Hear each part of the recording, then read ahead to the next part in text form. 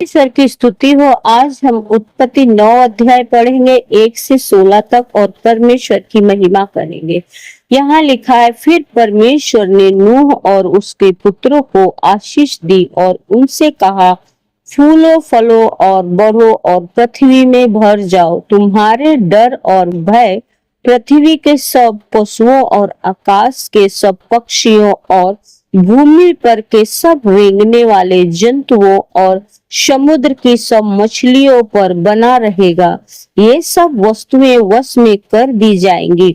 सब चलने वाले जंतु तुम्हारा आहार होंगे। जैसा तुमको हरे हरे छोटे पेड़ दिए थे, वैसे ही अब सब कुछ देता हूँ।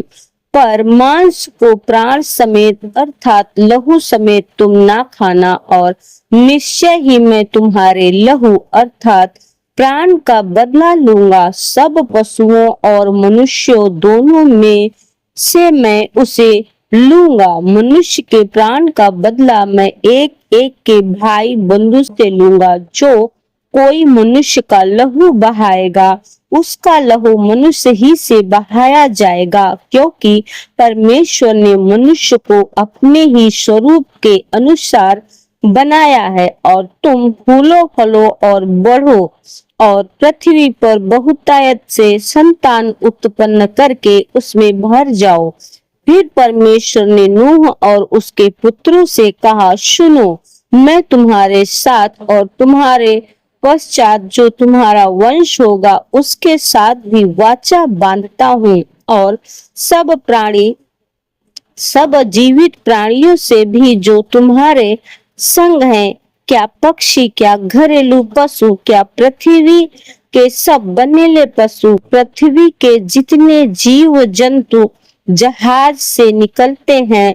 और मैं तुम्हारे साथ अपनी यह वाचा बांधता हूँ कि सब प्राणी फिर जल प्रलय से नष्ट न होंगे, और पृथ्वी का नाश करने के लिए फिर जल प्रलय न होगा। फिर परमेश्वर ने कहा, जो वाचा मैं तुम्हारे साथ और जितने जीव जंतु प्राणी तुम्हारे संग है, उन सब के साथ भी युग युग की पीढ़ियों के लिए बांधता हूँ। उसका यह चिन्ह है, मैंने बादल में अपना धनुष रखा है।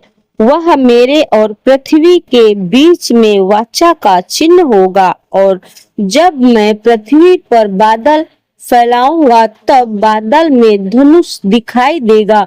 तब मेरी जो वाचा तुम्हारे और सब जीवित शारीरधारी प्राणियों के साथ बंधी है, उसको मैं स्मरण करूंगा।